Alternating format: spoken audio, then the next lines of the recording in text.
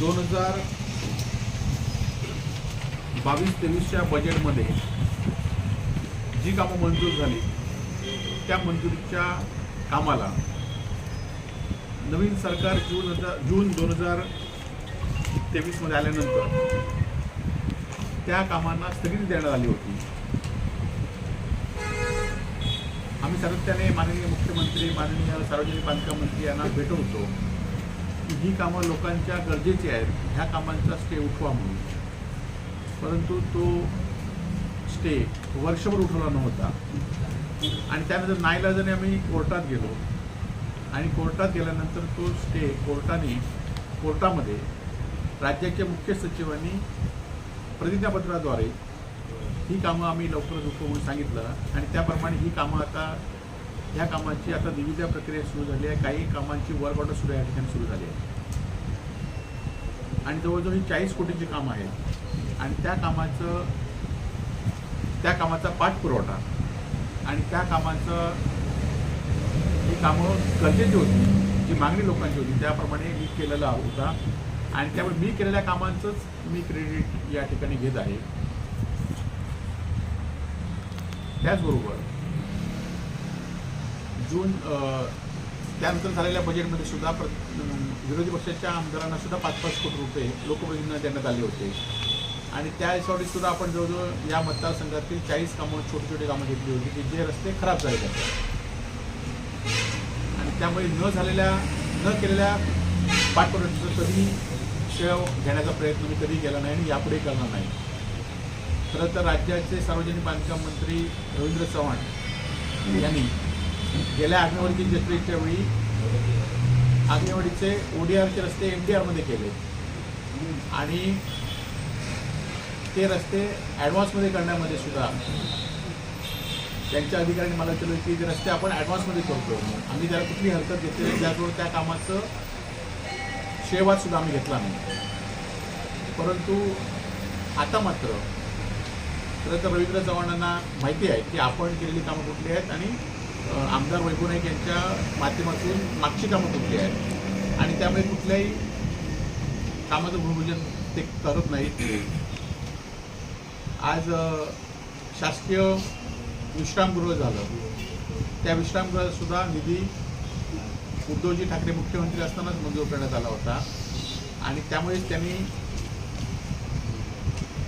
मोठेपणाने सांगितलं की त्या कामाचं उद्घाटन त्यांनी स्वतः केलं नाही, तर त्या कामाचं श्रेय सुद्धा मलाच आमच्या पाठपुराव्यामुळेच झालं होतं आणि हे खरंच श्रेय घेण्याचं हे नाही तर ही खरं तर आमची जबाबदारी आहे की या मतदारसंघातील छोटे रस्ते आहेत ते पूर्ण करण्याची जबाबदारी आमची होती आणि म्हणून प्रत्येक गावामध्ये 1-2 रस्ते आपण घेतले आणि ते रस्ते आता प्रत्यक्ष सुरुवात झाली आहे. आता खरं तर काही भाजपचे स्वयंघोषित पुढारी आपण रस्ते आणले की आपण विकास कामं केली. खरं तर या विकास कामामध्ये ही सगळी 2-3 वर्षाची बजेट बुक आहे.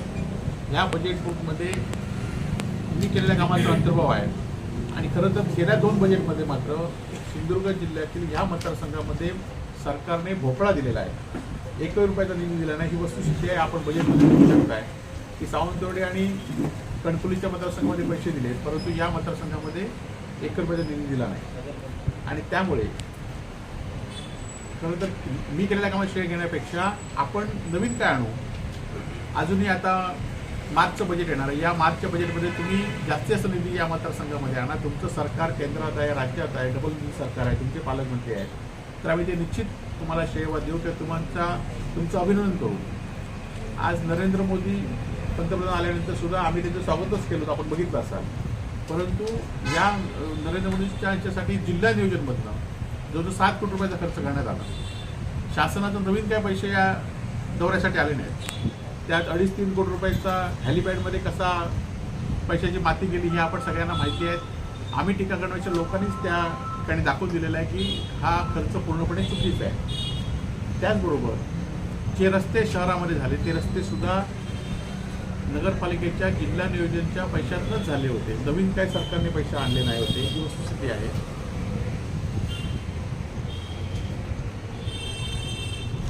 आणि त्यामुळे केंद्रात मंत्री असताना सुद्धा किंवा पालकमंत्री या जिल्ह्याची या मतदारसंघामध्ये असताना सुद्धा या किती निधी आणला हे आपल्या समोर या ठिकाणी आहे. आणि त्याचबरोबर जिल्हा नियोजनमध्ये सुद्धा आपण बघितलं असाल की सातत्याने आम्ही प्रत्येक बैठकीला असतो.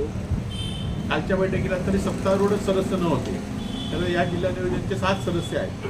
त्या 6पैकी पहिला एकच सदस्य मी होतो की ज्या बैठकीला खासदार साहेबांनी पूर्वपरवानगी घेतली होती आणि त्यांनी तो अघोषित बहिष्कार टाकला होता, कारण त्यांना 1 रुपया निधी देत नव्हते, कमी प्रमाणात निधी देत होते, म्हणून त्यांनी बहिष्कार टाकला होता. परंतु सत्तारूढाचे सुद्धा मात्र सदस्य त्या बैठकीला नव्हते. आणि जिल्हा नियोजनची बैठक माहिती असेल की आमच्या मतदारसंघामध्ये जी आम्ही कामं दिली ती पालकमंत्र्यांनी सुद्धा जो काही कोटा ठरवून दिला आहे लोकप्रतिनिधींना, कारण आम्ही सदस्य आहोत, डोंगरीमध्ये असून देत, जिल्हा नियोजनमध्ये असून किंवा पंतप्रधान आणि मुख्यमंत्री ग्रामसडक योजनेमध्ये असून देत, मी ह्या सदस्याचा लोकप्रतिनिधी आमदार म्हणून निवडून गेल्यानंतर मी सदस्य झालेलो आहे. तर माझा तो हक्क आहे आणि त्याप्रमाणे आम्हाला जी कामं दिली आहेत ती कामं पालकमंत्र्यांनी सुद्धा, आम्ही सुचवलेली कामं सुद्धा पालकमंत्र्यांना घेतलेली आहेत आणि ती कामं आता लवकर सुरू होत आहेत.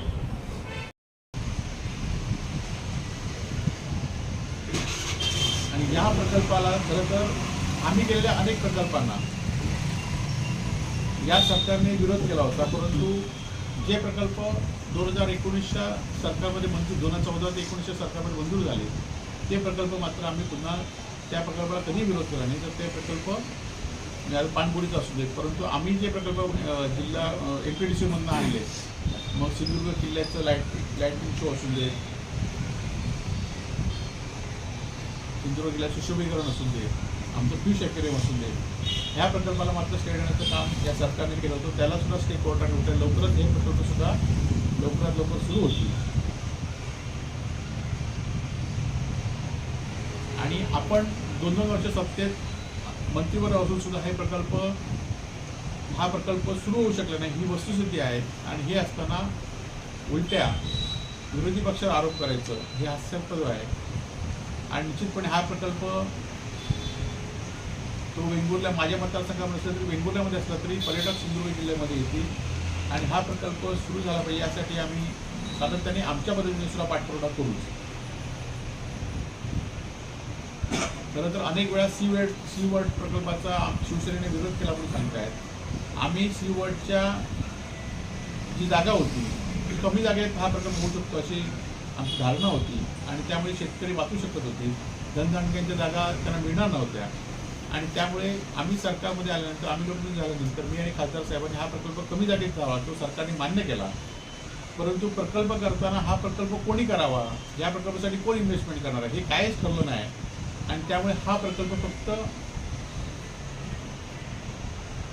लोकांना विकासाच्या आशा दाखवण्यासाठी होता, निवडणुकीच्या दृष्टीने होता. या प्रकल्पामध्ये कुठल्याही निधीची जागा खरेदीसाठी तरतूद होती. जे जागा शेतकऱ्यांकडून काही लोकांनी घेतल्या होत्या ह्या जागा खरेदीसाठी तरतूद होती, परंतु या प्रकल्पासाठी आजही कुठली तरतूद नाही. आणि त्यामुळे तरतूद नसलेला प्रकल्प हा निवडणुकीचा गाजर होईल. त्यामुळे आमच्या लोकांच्या जागा बळकवण्याला आमचा विरोध आहे. प्रकल्पाला आमचा कधी विरोध असणार नाही आणि न होता.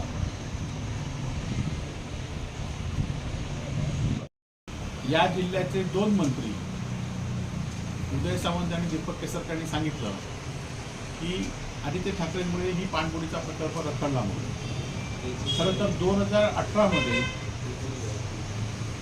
बजेटमध्ये 60 कोटी रुपयाची तरतूद या पाणबुडीसाठी केली होती आणि त्यावेळी उद्धवजी ठाकरे यांच्या नेतृत्वाखाली दीपक केसरकर मंत्री होते